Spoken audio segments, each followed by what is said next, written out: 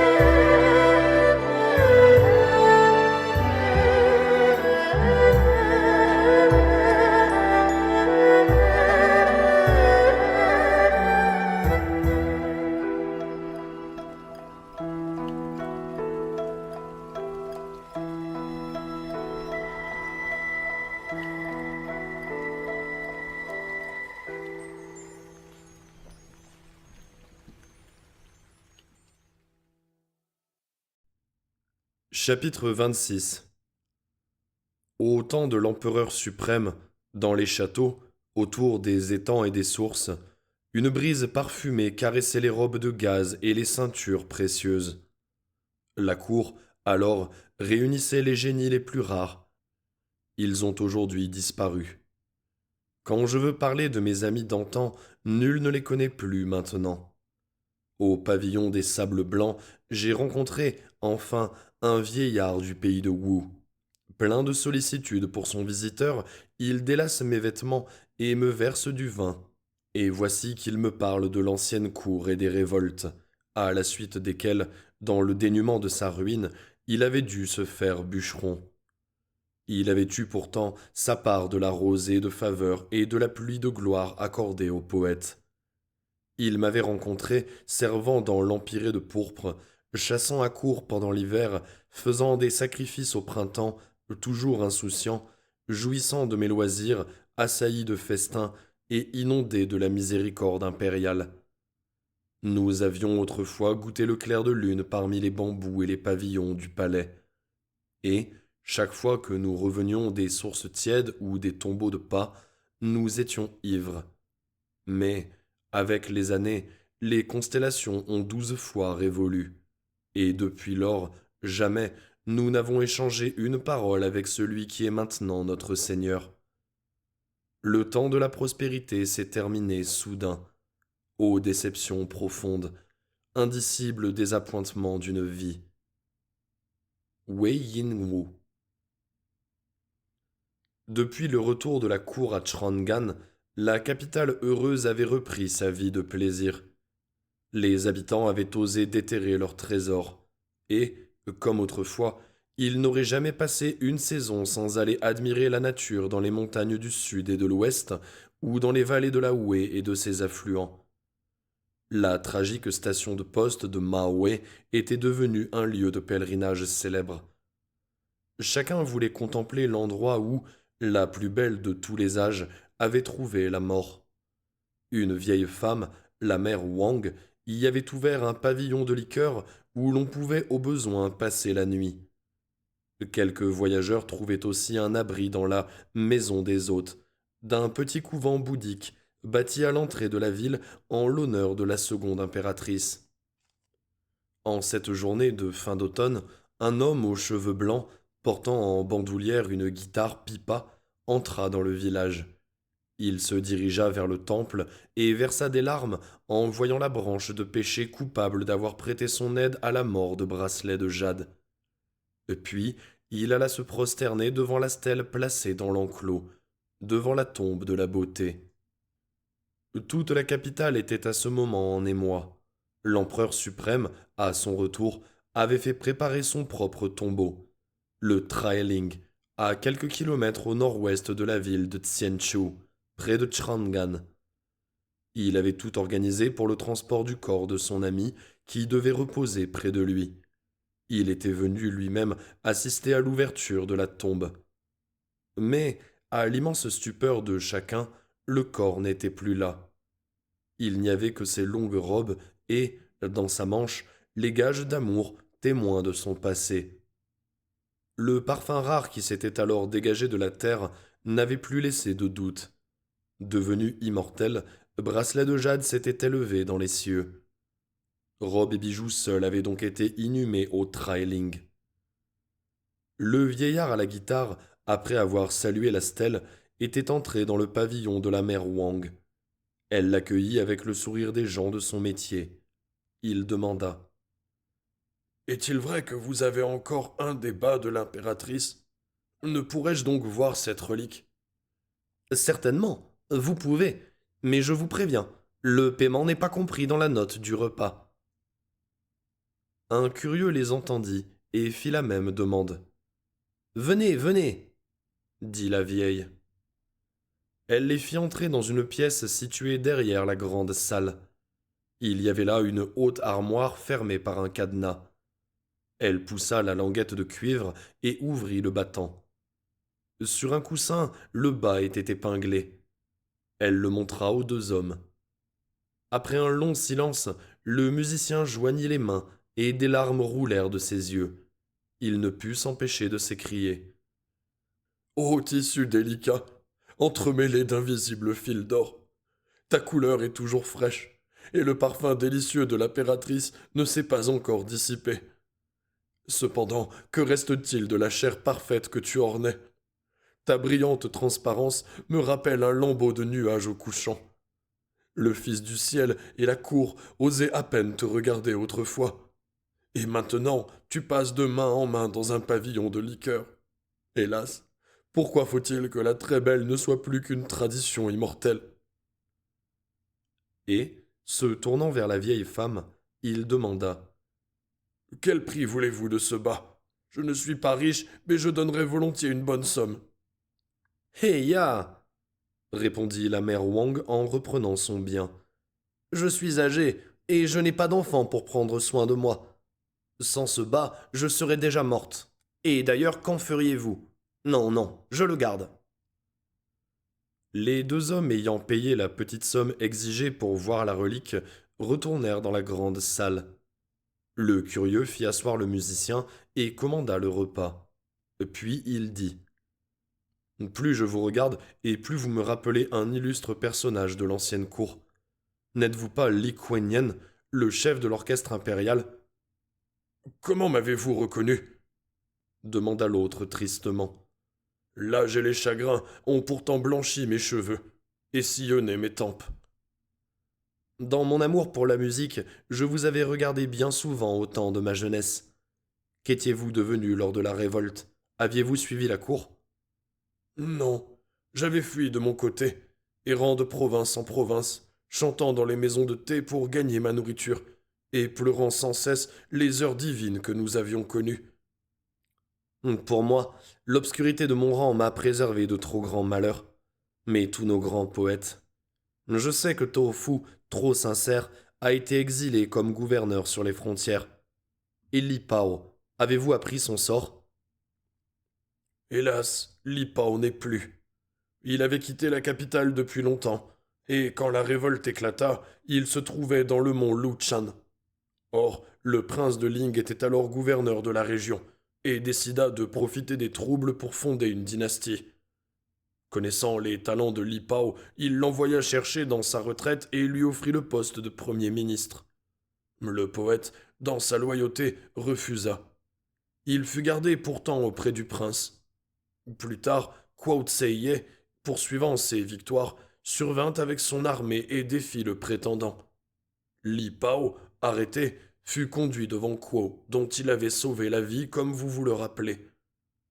Le maréchal délia lui-même son prisonnier et s'agenouilla devant lui, tandis que Li Pao se prosternait de son côté pour marquer sa reconnaissance. Kwao Tse fit aussitôt un rapport au trône, proposant le poète pour un office important. Quelques jours plus tard, un édit paraissait, accordant à Li Pao le titre de premier historiographe de l'État. Mais ses goûts d'indépendance et le souvenir de l'ancienne cour l'empêchèrent de rejoindre son poste. Il poursuivit ses voyages. C'est ainsi qu'il fit un soir une promenade sur le lac Tongting avec quelques amis de choix. La lune brillait d'une clarté rare. Les promeneurs, joyeux, avaient vidé d'innombrables coupes et chantaient quand, tout à coup, dans les airs, un concert merveilleux leur répondit. Un grand tourbillon se produisit sur le miroir des eaux et l'on vit un poisson géant s'approcher, précédé de deux génies avec des étendards. Un nuage diapré descendit sur les flots, et, quand les promeneurs prosternés se relevèrent, Li Pao n'était plus parmi eux. Ils le virent debout, sur le dos du poisson, s'éloignant au milieu d'une foule de génies. Depuis lors, un temple a été bâti sur le bord du lac et des sacrifices y sont offerts pour les fonctionnaires locaux. Cependant, le soir approchait, et déjà, le crépuscule estompait la lumière du jour. Le musicien se leva. Avant de partir, je veux encore une fois saluer la stèle. Je vous accompagne. Ils sortirent de la maisonnette, se dirigeant vers l'enclos du temple. Un chant doux les surprit. Deux prêtresses, agenouillées, chantaient l'invocation aux ombres, brûlant de l'encens et présentant des offrandes. Les deux jeunes femmes, se relevant, virent le musicien et s'écrièrent ensemble. Li Kuan Yen, êtes-vous une ombre? Vois-je devant moi éternel renouveau et sa compagne, souvenir sans fin? Le costume des prêtresses de faux remplace nos vêtements de danse, et les prières sacrées nos mélodies si belles. Mais comment êtes-vous venu ici? Nous avions suivi notre maîtresse dans sa fuite. Après sa mort, nous avons quitté le cortège impérial afin de la servir encore, en implorant pour elle le dieu faux. La munificence impériale a bâti pour nous ce couvent, où s'abritent quelques malheureuses femmes du palais. Le pavillon des hôtes sera votre abri si vous le voulez.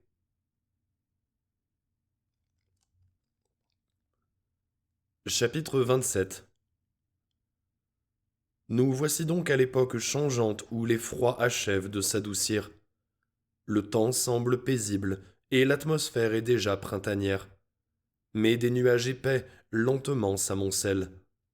Une pluie grasse tombe, obéissant aux lois des saisons, et des coups de vent grondent sur la plaine sauvage. Les averses de pluie purifient l'air encore chargé d'une poussière opaque, et leurs fils pendants satisfont les désirs des feuilles et des fleurs. Du matin au soir, tout se renouvelle à nos yeux. Mais hélas, le passé, que nous aimons, lui, ne saurait revenir. Empereur Ming-Huaoti. Les jours et les semaines se sont écoulés. Dans le palais, l'empereur suprême avait choisi pour résidence le pavillon de l'engloutissement dans les parfums. Il vivait dans une retraite absolue, et le seul être humain qui l'approcha était son fidèle Kaoliche. Sa douleur grandissante lui avait enlevé, avec ses forces, toutes les joies de la vie. L'intensité de ses regrets était la dernière expression de son existence. Il avait fait exécuter par un des plus habiles sculpteurs de la cour une statue de celle qu'il ne pouvait oublier. La figure en était de jade blanc, les cheveux de marbre noir. Pour les vêtements, avec l'envol des écharpes, des jaspes de différentes couleurs avaient été employés. Des encens brûlaient sans cesse devant l'image, et l'empereur, que la souffrance avait soudainement vieilli, ne quittait jamais la pièce où se trouvait ce reflet de la bien-aimée. Un soir, à demi étendu, il regardait monter dans le ciel la lune ronde comme un bouclier d'or, et ses regards buvaient la lumière de l'astre témoin de ses serments. Oh, mon épouse, s'écriait-il, pourquoi m'as-tu quitté? Je revois ton visage dans l'ombre et dans la lumière. Ton corps léger flotte vers moi dans les brouillards du lac. Que d'heures j'ai perdu loin de toi, que de bonheur gâché dans nos querelles.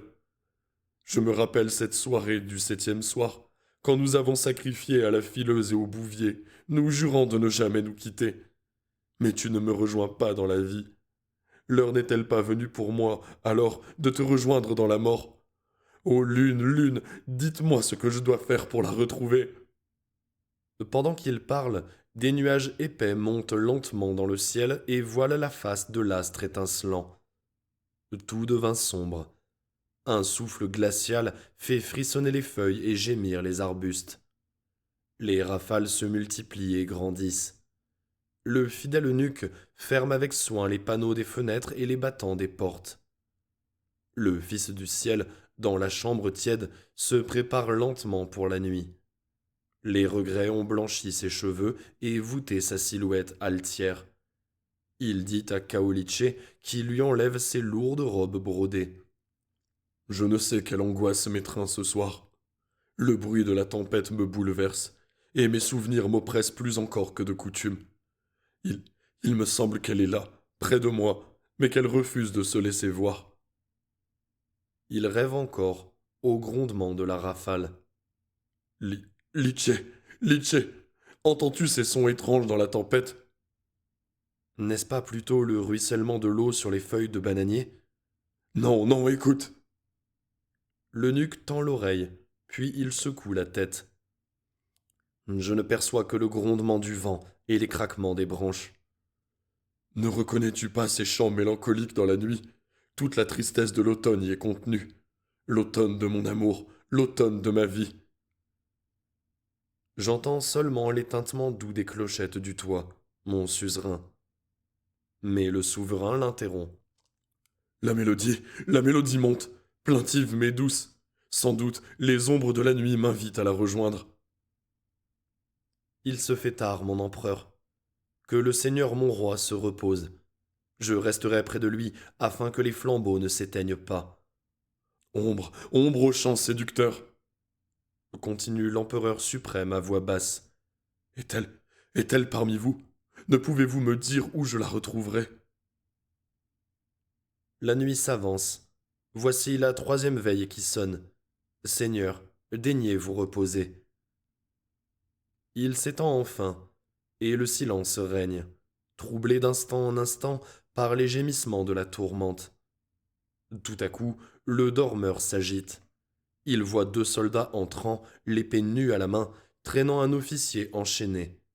Il s'avance et salue. Ô 10 000 années, nous avons enfin pu saisir Chen Swanli. Le voici. L'officier, agenouillé, frappait la terre avec son front. Grâce, que la miséricorde divine me pardonne. Meurtrier, as-tu pardonné? As-tu fait grâce à celle qui était innocente? Croyais-tu donc que ton crime resterait impuni? Pensais-tu pouvoir m'échapper? Qu'on l'emmène pour le couper en morceaux. Procédez lentement et soyez sans pitié. Nous obéissons à l'ordre. L'officier implore encore.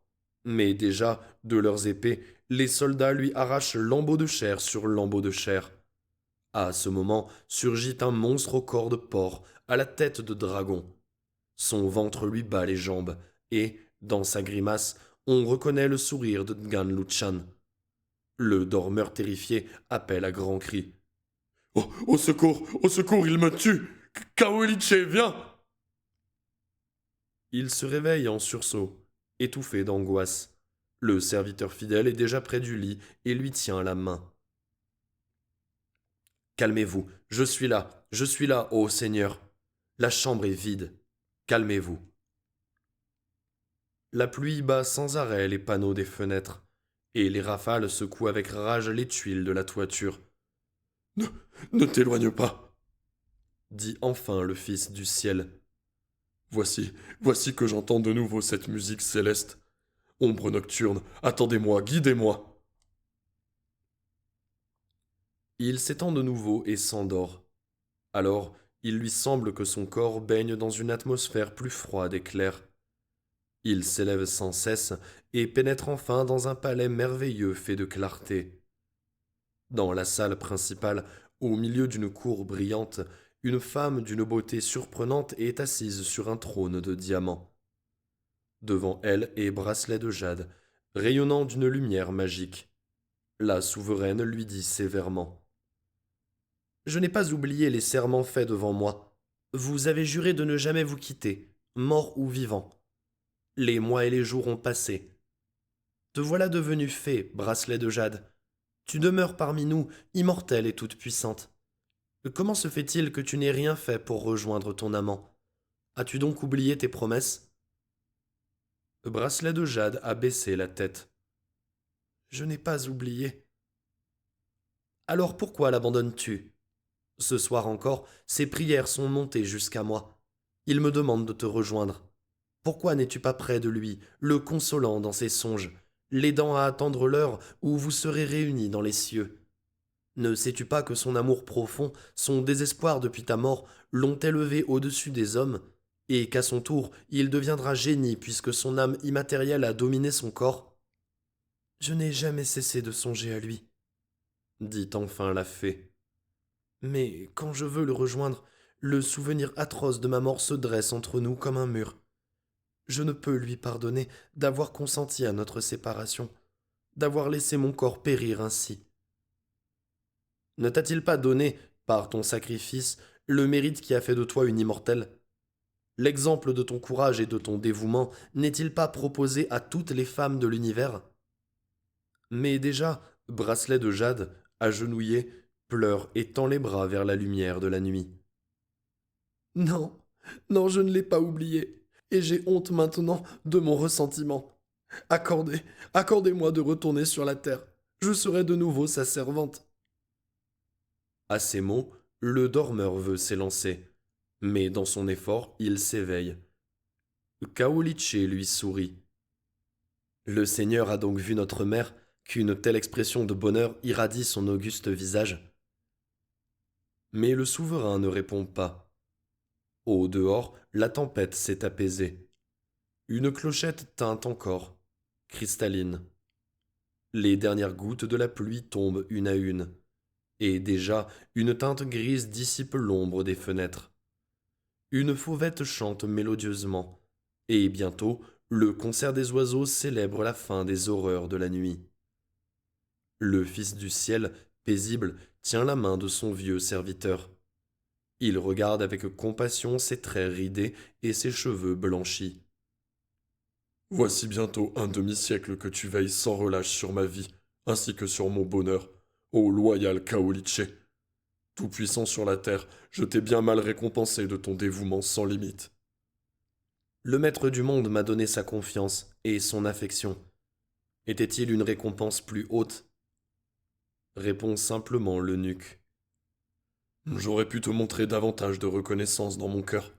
Mais si, après ma mort, je possède quelque influence, je ne veux pas avoir de repos avant de t'avoir obtenu le bonheur dont tu es digne. Les larmes roulent dans les yeux du vieil eunuque. Ô 10 000 années, je pensais parfois que vous ne remarquiez même pas mes efforts. Vos paroles me donnent une joie qui ne me quittera plus. Je sais que mes instants sont comptés, continue le souverain. Quand je serai parti, veille bien à ce que les robes et les bijoux de la seconde impératrice soient placés dans mon cercueil, que son nom soit gravé près du mien sur une plaque de jade, et que les sacrifices s'adressent à elle autant qu'à moi. Le Seigneur vivra longtemps encore pour me donner ses instructions. Qu'il se repose un peu. Le jour se lève à peine. À demi étendu sur les coussins de soie brochée, le souverain lui sourit et clôt les paupières. Le concert des oiseaux se transforme peu à peu en une mélodie suave. Des parfums inconnus pénètrent dans la chambre. L'aurore s'illumine de lueurs mystérieuses. Le souverain, dans son sommeil, sourit et murmure des phrases que l'eunuque, l'oreille tendue, surprend à demi. Quelle brise étrange et douce m'emporte en un tiède tourbillon. Oh, tout n'est que lumière et fraîcheur, transparence et beauté. Je, je ne distingue déjà plus les formes, mais l'essence même des choses. Voici le palais de la nuit. Une, une troupe de jeunes femmes au visage éblouissant s'avance. Elle, elle, te voici mon épouse. Je revois tes yeux, je tiens ta main. Tout notre amour passé afflue comme un torrent dans mon cœur. La joie de te retrouver m'étourdit et me grise. Il, il me semble que les derniers liens de mon corps se détachent. Ah! Il se redresse sur son lit et retombe, lourdement, les yeux ouverts, fixe et sans vie.